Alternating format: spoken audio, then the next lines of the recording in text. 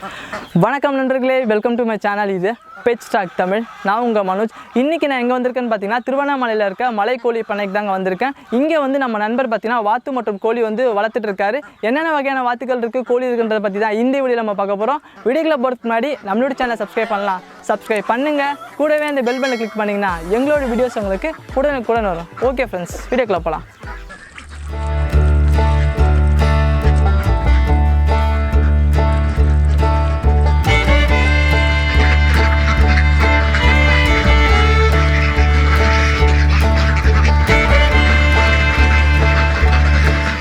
வாத்து வந்து பார்த்தீங்கன்னா நிறைய பேருக்கு வளர்க்கணுன்ற ஆசை இருக்குது. ஃபஸ்ட்டு வந்து வாத்தை எப்படி பிடிச்சி தூக்கணும் வந்து நம்ம சொல்லிக் கொடுங்கண்ணா. ஆமாம், கண்டிப்பாக இப்போ சொல்லிக் கொடுத்துருங்க. சரி, ஓகே. பிடிக்கலாங்களா?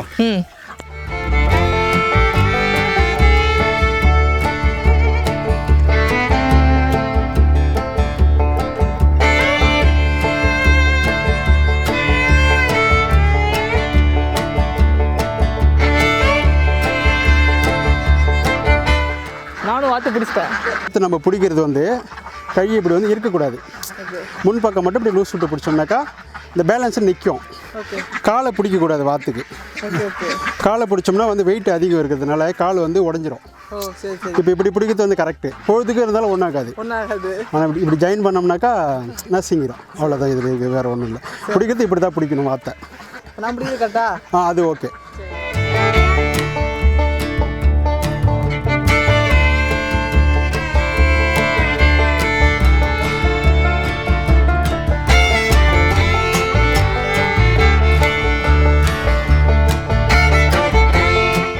வாத்து வச்சுருக்கோன்னா ஒரு வீட்டுக்குள்ளார ஒரு காம்பவுண்ட் இருந்துச்சுன்னா 4 வாத்து விட்டோம்னாக்கா பூச்சி புழுலாம் எதுவுமே இருக்காது. அதேமாதிரி வந்து க்ளீனாக வச்சுக்கோங்க இடத்த. ஒரு சிலர் டஸ்டின்வாங்க, அப்படிலாம் பண்ணாது. இது அந்த இருக்கிற பூச்சியெல்லாம் சாப்பிட்டுட்டு அந்த பில்லு களையெல்லாம் முளைக்கிறதெல்லாம் க்ளீன் பண்ணிடும். தண்ணி மெயின். ஆனால் இதுக்கு அதுதான். ஆமாம், தண்ணி வந்து ஒரு சின்ன தொட்டி ஒன்று, ஒரு 3க்கு 3 தொட்டி கட்டி விட்டிங்கனாக்கா ஒரு ஃபேமிலிக்கு தேவையான முட்டை ரெகுலராக கிடைக்கும்.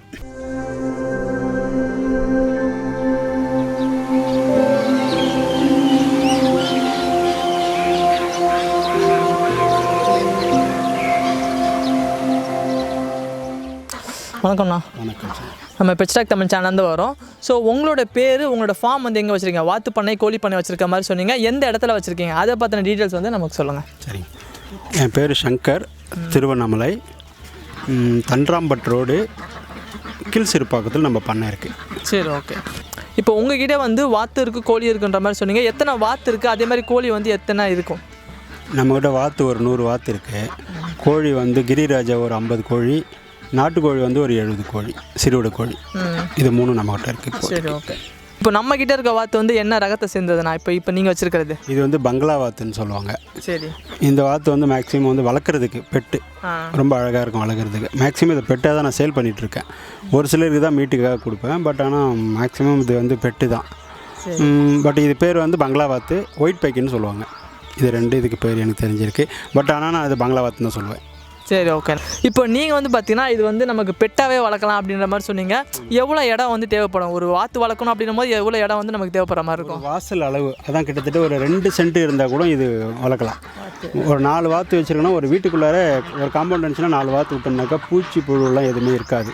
இந்த பூச்சிலாம் பிடிச்சி சாப்பிட்றோம். அதேமாதிரி வந்து க்ளீனாக வச்சுக்கோங்க இடத்த. ஒரு சிலர் டஸ்டின்வாங்க, அப்படிலாம் பண்ணாது. இது அந்த இருக்கிற பூச்சியெல்லாம் சாப்பிட்டுட்டு அந்த பில்லு களையெல்லாம் முளைக்கிறதெல்லாம் க்ளீன் பண்ணிடும். பட் அதேமாரி வந்து இதுக்கு நீ பெருசாக எதுவும் ஃபுட்டு கொடுத்தல, வீட்டில் வேஸ்ட் ஆகிறது எதுவாக இருந்தாலுமே பழத்தில் புல் சாப்பாடு எது போட்டாலுமே சாப்பிடும். இதுதான் போடணும் அப்படின்னு ஒரு கணக்கெலாம் கிடையாது. எது கொடுத்தாலும் சாப்பிடும். பட் ஆனால் வந்து இதுக்கு பெரிய மெயின்டெனன்ஸ்லாம் கிடையாது. தண்ணி மெயின். ஆனால் இதுக்கு அதுதான். ஆமாம், தண்ணி வந்து ஒரு சின்ன தொட்டி ஒன்று, ஒரு 3க்கு 3 தொட்டி கட்டி விட்டிங்கனாக்கா ஒரு ஃபேமிலிக்கு தேவையான முட்டை ரெகுலராக கிடைக்கும். டெய்லி ஒரு 2 முட்டைனா கூட உங்களுக்கு ஹெல்த்தியான ஒரு ஃபேமிலி மெயின்டைன் பண்ணுறது. இது 4 வாத்து ஓகே.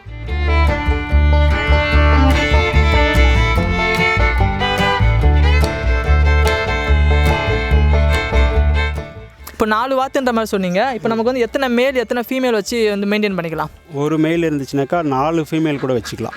ஆனால் மேக்ஸிமம் வந்து இதுக்கு ஒரு மேலுக்கு ஒரு 2 ஃபீமேல் வச்சிங்கன்னா ஓகே, கரெக்டாக இருக்கும். அதுக்கு ஆமாம், முட்டை வந்து தரம் நல்லாயிருக்கும். 5 வரைக்கும் வச்சுக்கலாம், ஒன்றும் ப்ராப்ளம் கிடையாது. பட் ஆனால் ஒரு ஃபேமிலிக்குள்ளார வச்சுக்கிறாங்கன்னும் போது 4 தான் கரெக்டாக இருக்கும். ஏன்னா அதிகமாக வச்சாங்கனாலும் அவங்களுக்கு அதை மெயின்டைன் பண்ணுற மாதிரி ஒரு ஃபீல் இருக்கும். பட் ஆனால் இது வந்து ஹை ப்ரோட்டீன் இதனுடைய முட்டை. கோழி முட்டையை காட்டிலும் இது வந்து ப்ரோட்டீன் அதிகம். கோழி முட்டையில் வந்து ப்ரோட்டீன் இருக்குது, அதோட இது அதிகமான ப்ரோட்டீன். பட் ஆனால் இது சாப்பிட்டோம்னா ஆஸ்துமா நோய் எல்லாம் நல்லா க்ளீன் ஆகுதுன்னு சொல்லி நிறைய பேர் வந்து வாங்கிட்டு போகிறாங்க இது இங்கே இதுக்கு. வாத்தை பொறுத்தளவு வந்து என்ன ஃபுட்டு கொடுத்தாலும் சாப்பிடும் அப்படின்ற மாதிரி நீங்கள் சொன்னீங்க. அதுக்கு வந்து அளவு எதாக இருக்கா? அதிகமாக வந்து கொடுத்துட்டா பிரச்சனை அந்த மாதிரி இல்லாமல்? ஆமாம், இது வந்து நிறைய ஒரு 10க்கு மேலே போகும்போது என்ன பார்த்தீங்கன்னா குவான்டிட்டி மெயின்டைன் பண்ணுவாங்க. ஏன்னா அதிகமாக தீனி போட்டுனா கொழுப்பு கட்டிட்டுனா முட்டை வைக்காது, ரொம்ப கம்மியாக போயிடுச்சுனால முட்டை கொடுக்காது. இப்போ வீட்டில் இருக்கிறது போது வந்து நம்ம நாய்க்கு போகிற சாப்பாடு மாதிரி போட்டோம்னா ஒன்றும் பிரச்சனை கிடையாது. இப்போ என்னன்னா ஒரு நாளைக்கு வந்து ஒரு 200 கிராம் சாப்பிடுவோம், 200லேருந்து 300 கிராம் வரைக்கும் சாப்பிடும். காலையில் ஒரு 100 கிராம், மத்தியானம் ஒரு 100 கிராம், சாயந்தரமாக ஒரு 100 கிராம். இது 3 வேளையில் ஒரு வேளை பில்லு கொடுத்தா நல்லது. வாழை இலை இந்த பில்லு எதனா கட் பண்ணி போட்டாலும் ஓகே தான். இதுக்கு போட வேண்டியது மக்காச்சோளம், கம்பு, கேவுரு, அப்புறம் இந்த பச்சரிசி தவிடு இருக்கு இல்லைங்களா, அது, மக்காச்சோளம், கோதுமை எல்லாத்தையும் மிக்ஸ் பண்ணி முடிஞ்சால் அரைச்சி அப்படியே நம்ம அந்த பாத்திரத்தில் கொட்டிட்டுனா அப்படியே நல்லா சாப்பிட்டோம். அதேமாரி வடித்த சாதம் அந்த தண்ணி நம்ம மீறுறது இல்லைங்களா, அந்த தண்ணியோடு கூட அந்த சாதத்தை வச்சுன்னா சாப்பிட்றோம். அதேமாரி வந்து மாட்டுக்கு கொடுக்குற தண்ணியும் கொடுக்கலாம். மெயினாக வந்து ஒரு டைம் வந்து ஏன்னா ஒரு பச்சை தண்ணி ஒரு இலங்கையா பில்லு அப்படி போட்டோம்னா வசதி. தோட்டம் வச்சுருக்காங்கனாக்கா தொந்தரவே இல்லை, உள்ளே விட்டுட்டுனா அதுவே மேய்ஞ்சிட்டு வந்துடும். ஆமாம், இப்போ நான் கொடுக்குறது வந்து பார்த்திங்கன்னா பில்லு அறுத்தாந்து போடுவேன் மத்தியானத்தில் மட்டும். ஏன்னா கொஞ்சம் ட்ரையான டைமில் கொஞ்சம் அறுத்து போட்டால் சாப்பிட்டுக்குவோம்.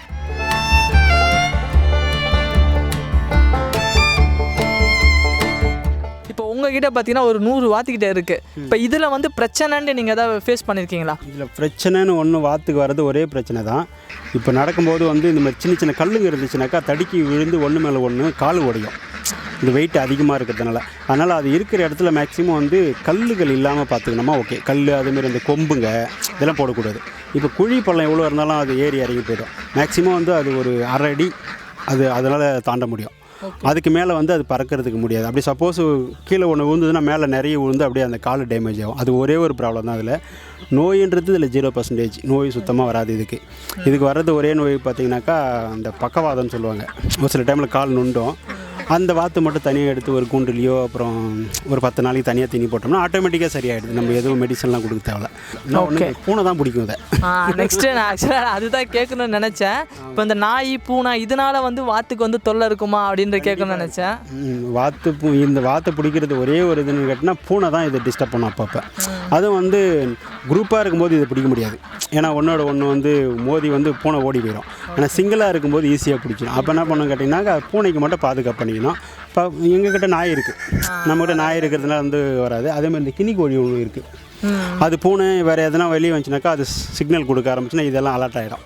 அதனால் நம்ம இடத்துல ப்ராப்ளம் இல்லை. மேக்ஸிமம் டவுனில் ஒரு சிலர் சொல்லியிருக்காங்க பூனை பிடிச்சிட்டு போயிடுது அப்படின்ட்டு. இங்கேயும் வரும், ஆனால் ஆக்சுவலாக வந்து நம்ம குரூப்பாக இருக்கிறதுனால பிடிக்க முடியாது. அது இப்போ வந்து பெருசாகிடுச்சு, இது பிடிக்காது. அந்த சின்னதாக இருக்கும்போது தூக்கிட்டு போயிடும். இப்போ நம்மளோட டைம்ன்றது இதுக்கு எவ்வளோ நாள் செலவு பண்ணுற மாதிரி இருக்கும் இதை பார்த்துக்கிறதுக்கு? செலவு பண்ணுற டைம் பார்த்திங்கன்னா காலையில் வந்து ஒரு 20 நிமிஷம் டு அரை மணி நேரம். ஏன்னா காலையில் தீனி போடணும், 1-2 அந்த முடியெல்லாம் உளுந்துருக்கும், அதை சும்மா கூட்டி வெளியே தெளிக்கணும். அதுக்கு தீனி வச்சுட்டு தண்ணியை வந்து இருக்கான்னு செக் பண்ணிக்கணும். ஏன்னா நான் தொட்டியில் அப்படியே தான் தண்ணி வச்சுருக்கேன், அது தண்ணி மட்டும் குறையாமல் பார்த்துக்கணும். மத்தியான டைமில் வந்து எதுவும் தீனி போட தேவையில்ல, இந்த பில்லு மட்டும் போட்டு பார்த்துக்கணும். ஆனால் காலையில் வந்து முட்டை எடுக்கணும். காலையில் தீனி வைக்கும்போது வந்து தீனி வச்சுட்டு ஒரு 10 நிமிஷத்தில் பார்த்திங்கன்னா முட்டை இருக்கும், அது எல்லாத்தையும் காலையில் எடுத்துடணும். அதான் அதுக்கு வந்து ஒரு அரை மணி நேரம் டைம் அவ்வளோதான். இப்போ நம்ம முட்டை எடுக்காமல் விட்டுட்டு அதை மிதித்து உடைச்சிறது அந்த மாதிரிலாம் இருக்குமா? வாத்து உடைக்காது. பட் அந்த முட்டை வந்து அழுக்காயிடும், அந்த சாணிலெலாம் பட்டு அழுக்காகிறதுனால உடனே எடுத்துட்டோம்னா கொஞ்சம் கலராக இருக்கும், எடுத்து வாஷ் பண்ணி கூட வச்சுக்கலாம். ஃபஸ்ட்டு முட்டை எடுத்துடணும், காலையில் எடுத்துகிட்டு தீனி வச்சு விட்டால் முடிஞ்சு போகுது. அதான் ஒரு அரை மணி நேரம் வேலை. மத்தியானம் ஒரு 10 நிமிஷம் இருக்கும் வேலை, அதான் அந்த பில்லு கொஞ்சம் கட் பண்ணி போடுற வேலை தான். அதோட ஈவினிங் வந்து அதேமாரி வந்து மறுபடியும் கூட்டி வெளியே. அது மத்தியானம் டைமில் ஒன்றும் ஒரு வேலை இருக்குன்னு கேட்டால் தண்ணியை மாற்றணும்.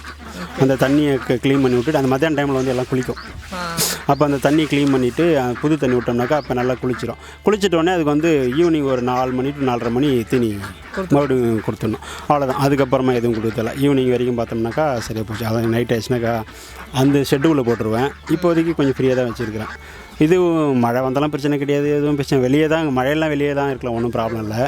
பட் அவ்வளோதான். இதுக்கு நம்ம ஸ்பெண்ட் பண்ணுற டைம் பார்த்திங்கன்னா அதிகபட்சமாக ஒரு 1.5 மணி நேரம் டு 2 மணி நேரம், அவ்வளோதான் அதிகபட்சம். நான் என்ன பண்ணுவேன், தண்ணி விட்டுட்டு நான் வேடிக்கை பார்ப்பேன், அவ்வளோதான். அது வேலைன்னு கிடையாது, சும்மா உட்காந்து பார்த்துருப்பேன், அவ்வளோதான். இதுக்கு ஸ்பெண்ட் பண்ண டைம் வந்து ஒரு 1.5 மணி நேரம் தான், அவ்வளோதான்.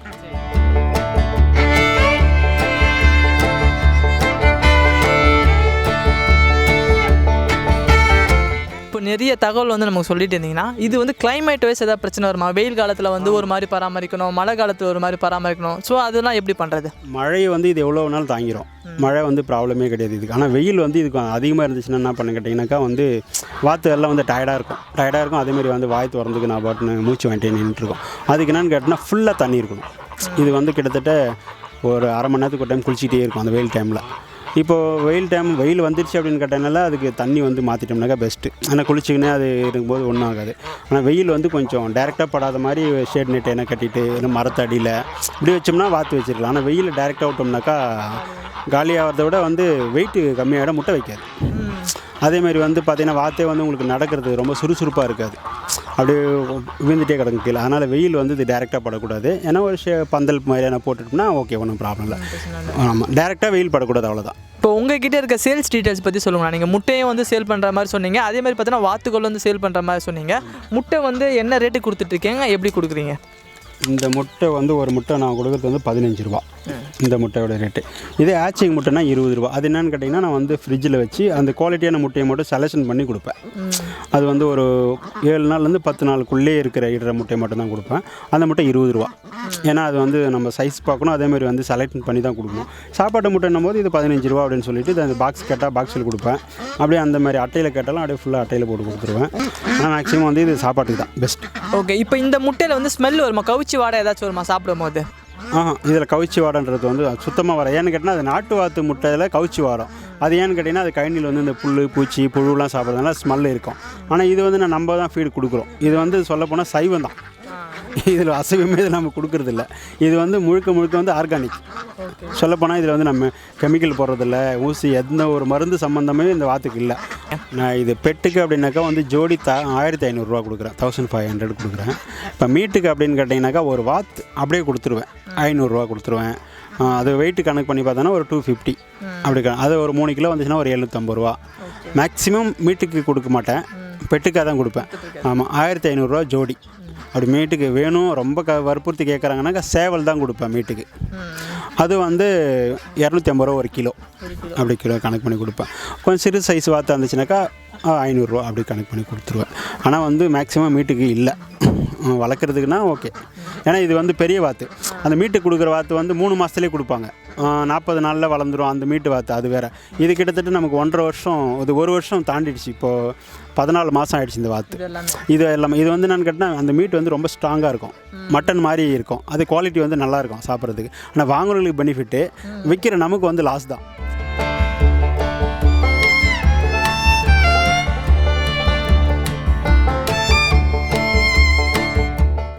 டெய்லியும் வந்து ஒரு வாத்து வந்து முட்டை போட்டுகிட்டே இருக்குமா? இப்படி டெய்லி முட்டை போடுமான்றது சந்தேகம். டெய்லி முட்டை போடாது, இது ஒரு நாள் விட்டு ஒரு நாள் முட்டை போடும். இப்போ என்கிட்ட இருக்கிறது இப்போ 90 வாத்து இருக்கிறனாக்கா என்கிட்ட வந்து ஒரு 40 முட்டை கிடைக்கும் ஒரு நாளைக்கு. 40 to 35 முட்டை கம்பல்சரி கிடைக்கும். ஆனால் தினந்தோறும் முட்டை இடுமான்றது வந்து எனக்கு தெரிஞ்சு இடுறதுக்கு வாய்ப்பு இல்லை. ஒரு நாள் விட்டு ஒரு நாள் தான் வாத்து முட்டை இடுது. அப்படி சப்போஸ் இடுது அப்படின்னாக்கா நான் பார்க்கல இது வரைக்கும். நான் செக் பண்ணிட்டோன்னா சொல்லலாம். ஏன்னா இது வந்து ஒரு நாள் விட்டு ஒரு நாள் இடுது. அந்த 90 வாத்துக்கு எனக்கு 35 முட்டை கிடைக்குது. அப்படி தான் நான் கணக்கு வச்சுருக்கேன். பட் ஆனால் வந்து தினந்தோறலாம் முட்டை வைக்கல. கோழின்றதும் கோழி கூட வந்து ஒரு நாளைக்கு 2 நாள் தொடர்ந்து வைக்கிது, ஒரு நாள் கேப் விட்டுட்டுது, அப்புறம் 3ஆம் நாள் வைக்கிது. அதே மாதிரி தான் இந்த வாத்தும் வைக்கும். பட் ஆனால் டெய்லியெலாம் வாத்து முட்டை வைக்கிதுன்றது வந்து இந்த வாத்து வைக்கல. ஓகே, இப்போ இதுக்கு வந்து நம்ம மேட் பண்ணுறது அப்படின்றது வந்து நம்ம ஏதாச்சும் சப்போர்ட் பண்ணுற மாதிரி இருக்குமா? இந்த வாத்துக்கு வந்து மேக்ஸிமம் வந்து மேட்டிங் வந்து தண்ணி வேணும். தண்ணி இருந்தால் தான் மேட் ஆகும். இது தண்ணி இல்லைன்னா மேட் ஆகிறதுக்கு வாய்ப்பே இல்லை. இதுக்கு ரொம்ப மேட்டிங் ஆகணும்னு கேட்டால் தண்ணி இருந்தால் மட்டும்தான் மேட்டிங் ஆகும். மேக்ஸிமம் வந்து இது நைட்டில் தண்ணி இருந்துச்சுன்னா நைட்டில் மேட்டிங் ஆகுது, ஈவினிங் டைமில் மேட்டிங் ஆகுது. ஆனால் தண்ணி ரொம்ப இம்பார்ட்டன்ட். தண்ணி இல்லைன்னு கேட்டிங்கனாக்கா முட்டை வந்து உங்களுக்கு அடை வைக்க முடியாது. அந்த மேட்டிங் ஆகாத முட்டையை வந்து அடை வச்சாலும் பொரிக்காது. ஆமாம், அதனால் வந்து என்ன பண்ணுறதுன்னா நான் சேவல் தனியாக வச்சுருக்கேன். அந்த சேவலுக்குன்னு தனியாக அந்த பெட்டையை எடுத்து போட்டு அந்த தொட்டியில் விட்ருவேன். அப்படி அந்த தொட்டி வெளியே இருக்குது, அந்த தொட்டியில் விட்டுட்டுனாக்கா அது மேட்டிங் ஆகிடும். அந்த முட்டையும் தான் நான் ஆச்சிங்க்கு கொடுப்பேன். மற்ற முட்டையை வந்து டைரெக்டாக சாப்பாட்டு கொடுத்துரும். அவ்வளோதான்.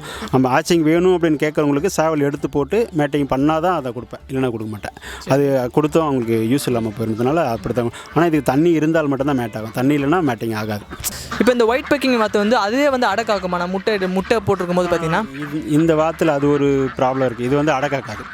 இது மேக்ஸிமம் வந்து நம்ம இன்குபேட்டரில் வச்சு எடுக்கணும், கொஞ்சம் பொரித்து எடுக்கணும். அப்படி இல்லைன்னு கேட்டால் நாட்டுக்கோழியில் வந்து கொடுத்து அதில் வச்சு எடுக்கணும்.